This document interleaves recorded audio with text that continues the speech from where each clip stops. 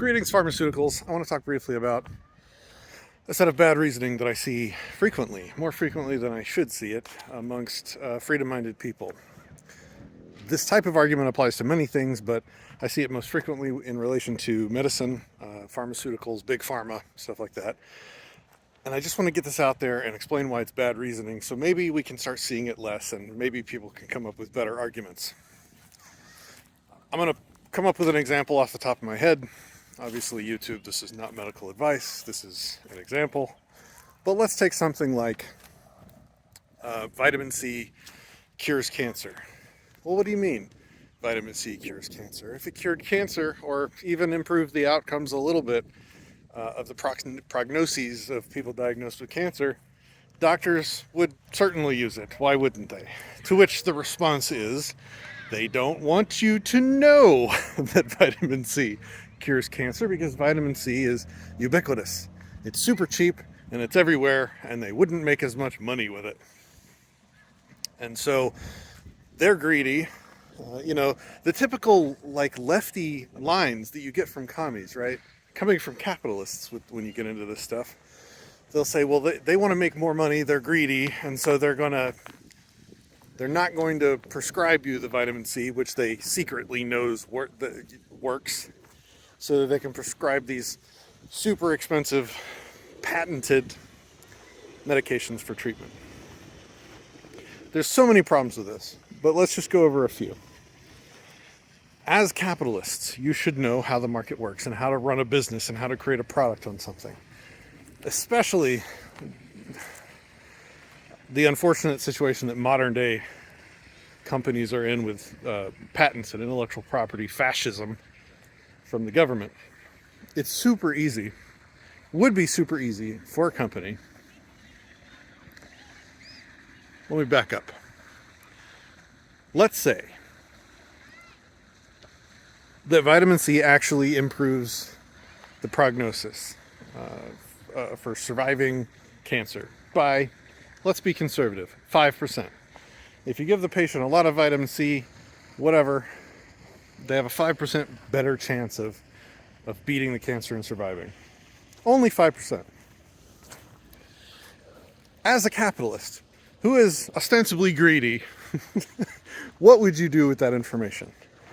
Would you hide that information and go spend billions of dollars researching more complicated stuff that you can charge a lot more for, using the patent system that you could patent and keep other people from using and have a improper monopoly on the market? Or would you take vitamin C, figure out why it actually is efficacious towards treating the cancer, find a way to purify it, refine it, improve it, maybe slightly modify it, double the effectiveness. Maybe you could come up with some new kind of vitamin C that was 6% effective, or 10%, or 15%, and use all the same fascistic patents that the government used. That's how real business people think. They don't hide information that their customers would want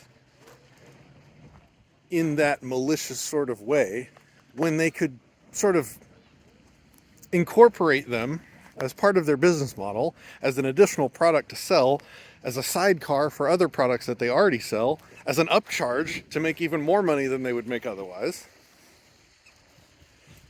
And the way it would roll out is like this. Like, let's just say that they're all actually evil and they, for some reason, think vitamin C would help people, but they want to make more money. And so they don't prescribe it. All it takes is one doctor at one treatment facility to try it. And then for that hospital to see the numbers change. And for that hospital to gain a 5% market advantage over every other hospital that treats cancer. And they instantly have a massive marketing campaign that they can run, showing that they can cure cancer better than anyone else.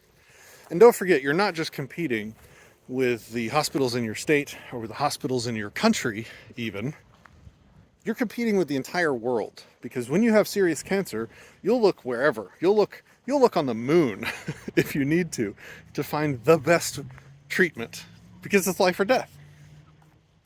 So you're competing with countries and hospitals and medical systems that are in a totally different regulatory environment, and they don't really care if, let's just say ostensibly, this medical establishment that's in the Western countries.